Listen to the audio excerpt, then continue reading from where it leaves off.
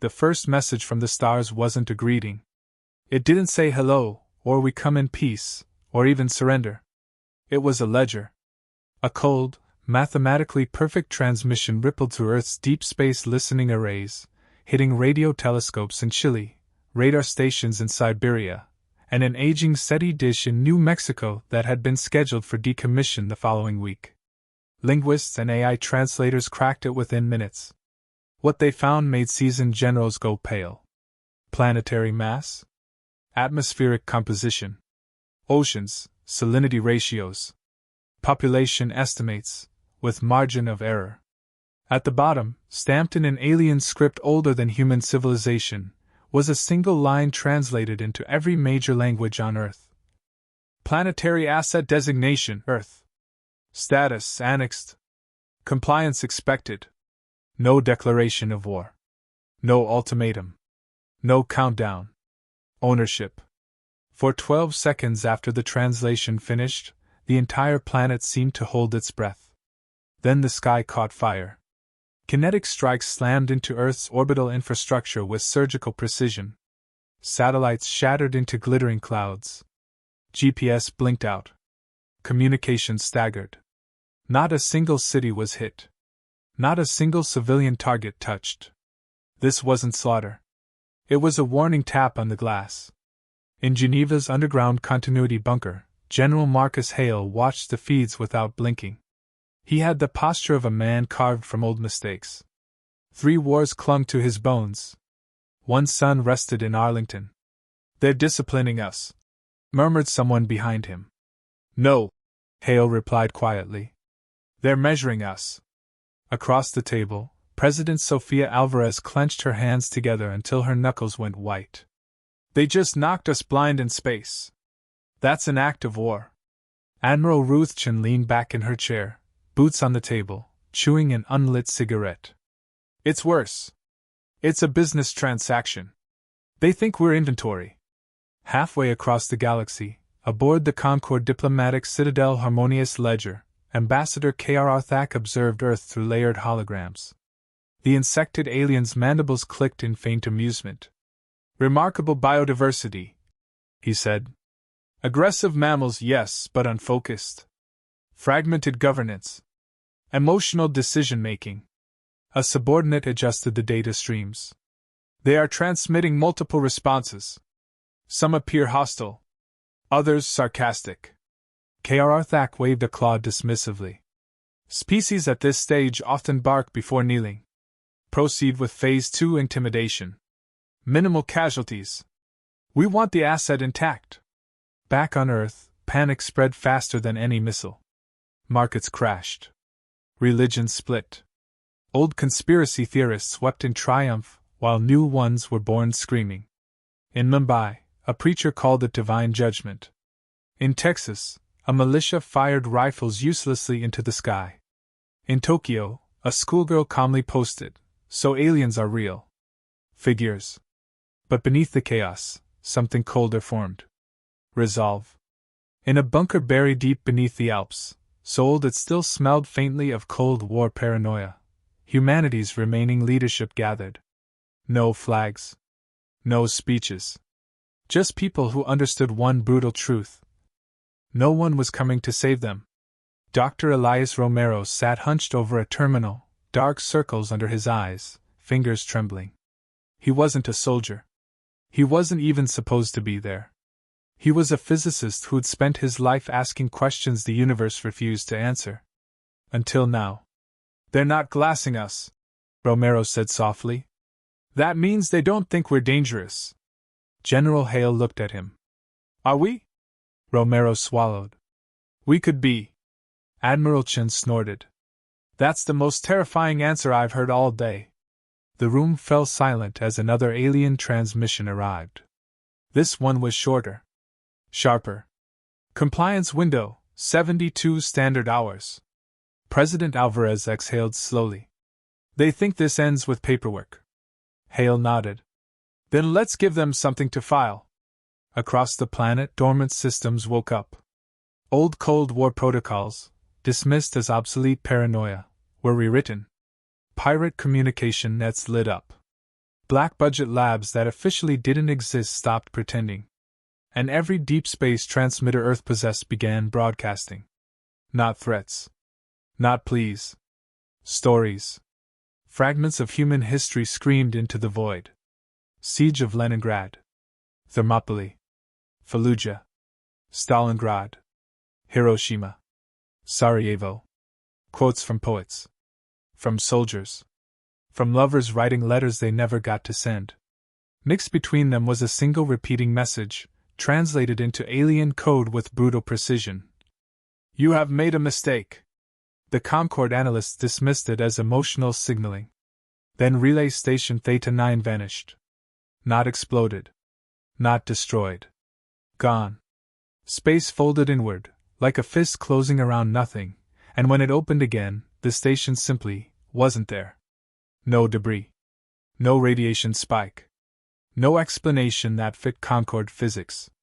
On Earth, alarm screamed. Romero collapsed into his chair, blood trickling from his nose, laughing and crying at the same time. It worked, he whispered. Hale stared at the data, jaw tight. What did we just do, Doctor? Romero wiped his face with shaking hands. We asked the universe a question it didn't like. The device wasn't a weapon in the traditional sense. It didn't fire a projectile or release energy. It provoked reality, forced a localized contradiction so violent that space itself corrected the error by erasing it.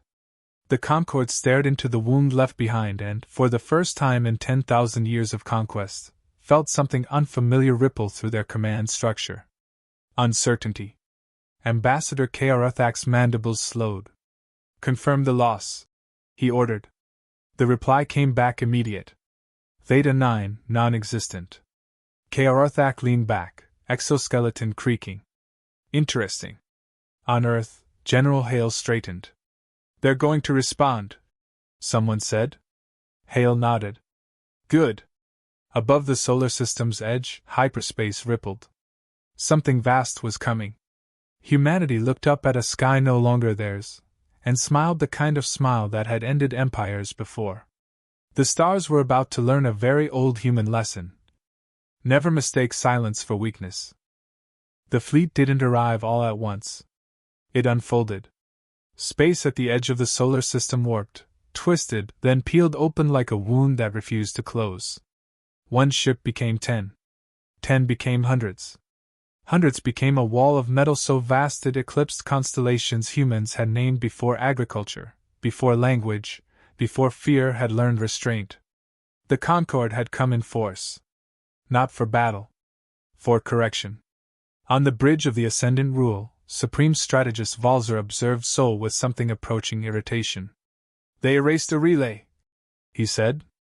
A statistical anomaly caused by primitive experimentation. Kaarathak's image flickered beside him. With respect, strategist, the anomaly occurred after they responded to annexation. Valzer's mandibles flared. Correlation is not threat. He raised a claw. Begin punitive demonstration. Target secondary celestial bodies. Avoid the primary population center. Mars screamed first. Human telescopes caught the impact in real time. Concorde lances stabbed into the planet's crust, cracking ancient volcanoes open like rotten teeth. The surface rippled.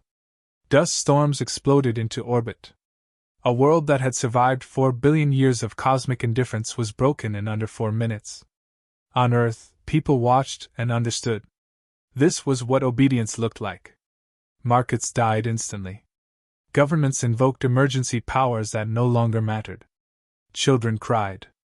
Old men stared silently at the sky, remembering other wars they'd been told were the worst humanity would ever see.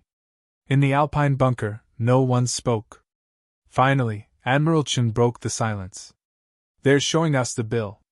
President Alvarez turned to Hale. Can we stop them? Hale shook his head once. Not head on.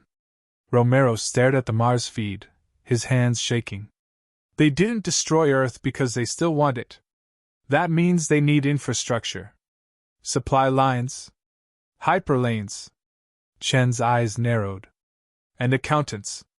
Something dangerous lit the room. The Concorde's mistake wasn't cruelty. It was structure. Their empire ran on schedules, routes, efficiency. Every ship knew where it would refuel centuries in advance. Every fleet moved like clockwork.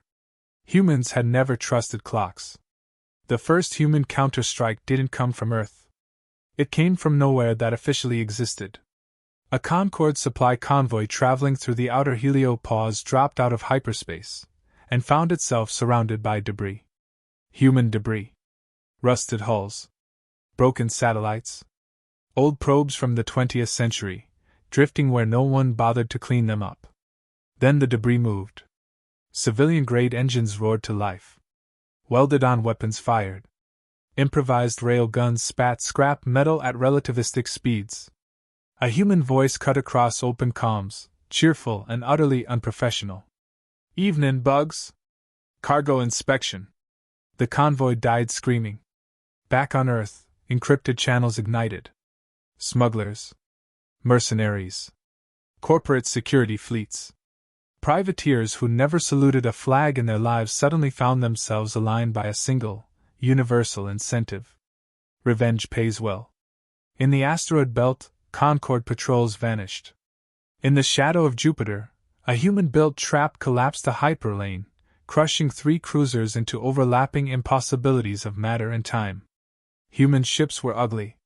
They didn't match. They didn't follow doctrine. Half of them should not have been space-worthy. But they fought like animals backed into a corner, laughing, cursing, improvising mid-battle. "Who authorized this level of chaos?" Valzer demanded as reports piled up. Karathak's voice was strained. "There is no central authorization. Human units appear, autonomous." That was the problem. You could decapitate an army. You couldn't decapitate a mood. The Concorde escalated. Hunter-killer swarms were deployed, AI-guided, adaptive, ruthless. They targeted Earth's hidden installations, tracing energy spikes back to their sources. In Nevada, a lab vanished under orbital fire. In Siberia, a research city was erased from the map. Romero watched the casualty list scroll and whispered, "This is my fault." Hale put a hand on his shoulder. "No. This is theirs." Then something happened that the Concorde had never planned for. A Concorde escort wing near Saturn opened fire on what it assumed was another human ambush. The shots came from behind them. Illyrian ships, slender, luminous vessels marked with Concorde insignia, turned their guns on their former masters. Valzer froze. "Explain." The answer arrived in the form of a human transmission piggybacking on Illyrian comms. A woman's voice. Calm. Amused. "They asked for help," she said. "We answered." The Illyrians had been a vassal species for 600 years. Enslaved politely. Taxed gently. Bled slowly. Earth had heard their quiet distress signal months before first contact. Humanity had responded with weapons, instructions, and a message that translated badly but felt right. "We hate bullies too." The battle over Saturn lasted 11 minutes. The Concorde lost 7 capital ships. For the first time in recorded history, a Concorde fleet retreated. On Earth, cheers broke out, raw, disbelieving, half-mad with grief and adrenaline. But Hale didn't smile. "They're adapting," he said. "And they're angry now." As if summoned by his words, the stars dimmed. A shadow eclipsed the sun. The ascendant rule moved into high orbit over Earth, blotting out daylight across half the planet. Its weapon ports opened like the eyes of a god that had decided mercy was inefficient. A new transmission thundered across every frequency, translated instantly. "Humanity. Final compliance demand. Failure will result in planetary neutralization." Romero stared at the readings, horror dawning. "That's a planet cracker." Silence fell. Then Hale straightened his uniform. "Good," he said quietly. "Now they're close enough to touch." Above Earth, the weapon began to charge. And somewhere deep beneath the planet's crust, humanity prepared to teach the galaxy what desperation really meant. The planet cracker charged with the patience of something that had never been stopped. From the surface of Earth, it looked like a second sun being born, an impossible spear of light forming beneath the belly of the ascendant rule, gravity warping around it, oceans trembling in anticipation. Tides went feral. Fault lines screamed. Billions watched the sky, knowing this wasn't a threat. It was punctuation. In the Alpine bunker, warning klaxons howled as systems redlined. "We have 8 minutes," Admiral Chen said. Her voice was steady, which terrified everyone more than panic would have. "After that, Earth becomes debris." President Alvarez closed her eyes for one long breath. "Options." Hale didn't hesitate. "We trigger the cascade." Romero looked up sharply. "If we do that here, we die," Hale finished. "Or they do. There's no third column anymore." The cascade device had never been designed to fire this close to a gravity well. It was theoretical. A last note in a margin. A physicist's what-if scribbled in desperation.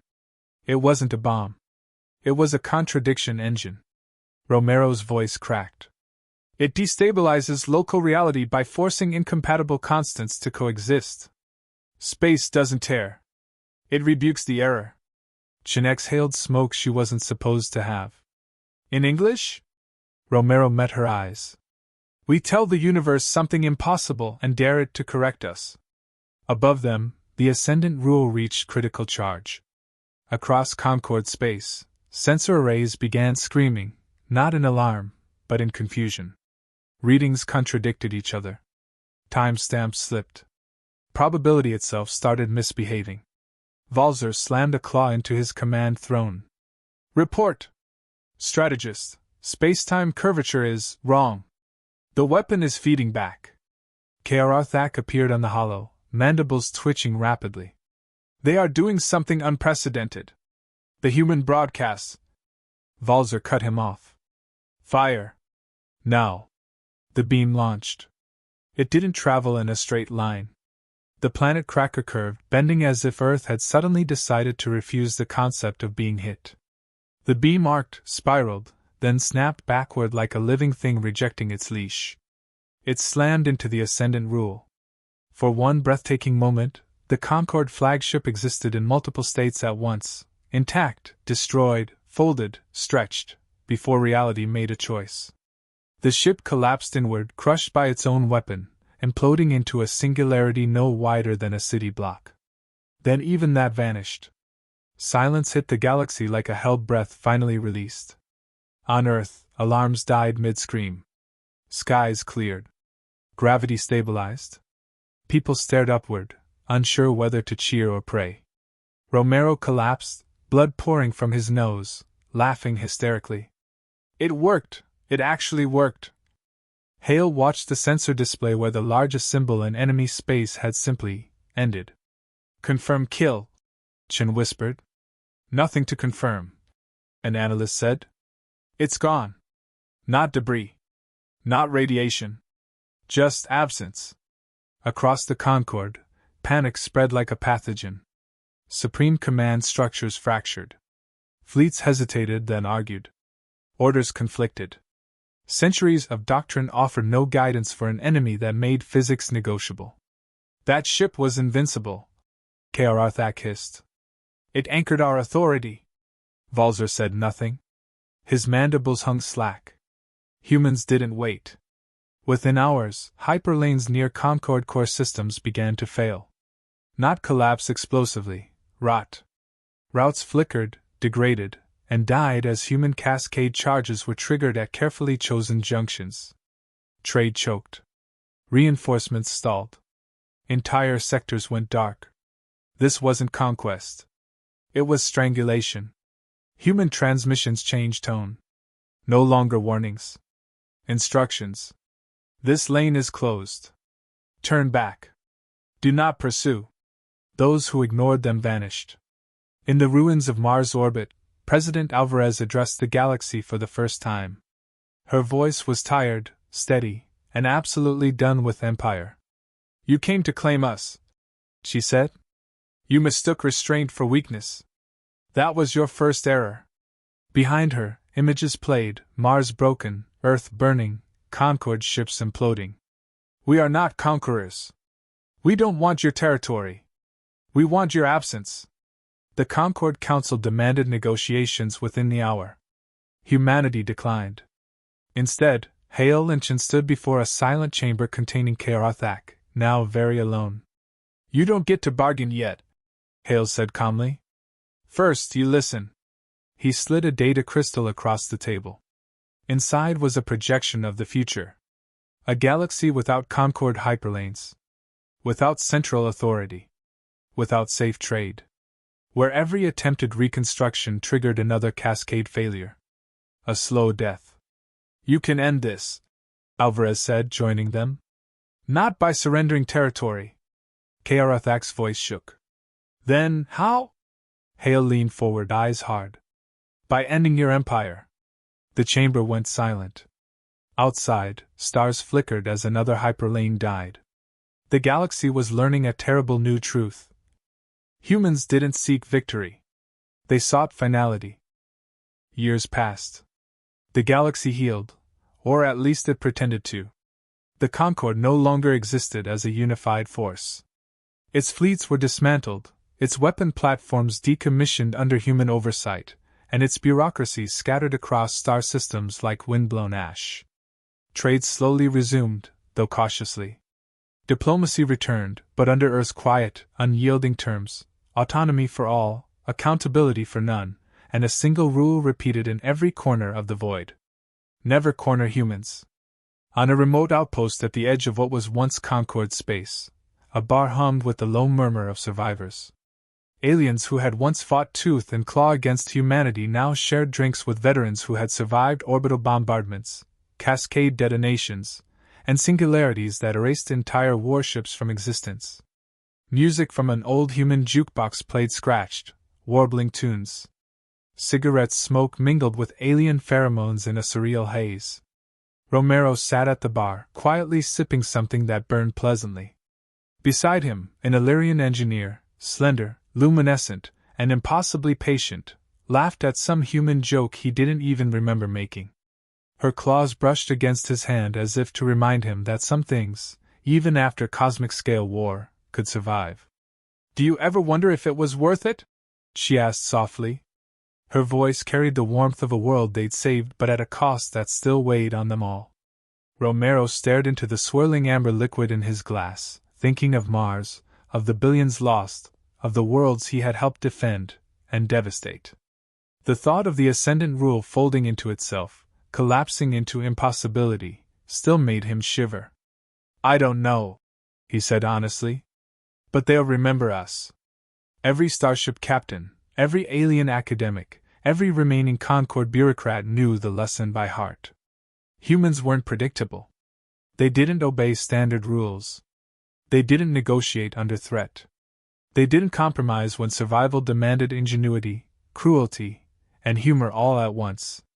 In academies and war colleges across alien worlds, case studies were rewritten. Earth. The species that weaponized reality. The footnotes alone were terrifying. Do not assume comprehension, do not assume morality, do not assume restraint. Even on Earth, life slowly returned to a new normal. Children grew up knowing the galaxy as a dangerous, fractured place, yet one where humanity had proven that cleverness, courage, and stubbornness could rewrite the rules of existence. Governments rebuilt, fleets reassembled, and science pushed forward, but with one unspoken principle driving them all. Humans never forgot. Humans never forgave. Humans remembered. On the outskirts of Seoul, a Concord survivor raised a trembling glass toward a holographic portrait of General Hale, still sharp in uniform, eyes piercing even across the void of light years. "To Earth," he said hoarsely. "The only world that made war, and then taught the universe why it shouldn't." The stars burned quietly that night. Not because they were afraid. Not because they were mourning. But because they were listening. Every glimmer, every pulse, every black void of hyperlane reminded them of the day the universe met humanity, and learned a truth that could not be ignored. Humans did not fight to survive. They fought to make sure no one else survived their mistake. And the galaxy would never forget the day Earth answered ownership with obliteration, and proved that humanity's greatest weapon was never its firepower. It was its mind. Its will. Its refusal to surrender to reason or fear. Its refusal to be anything other than human.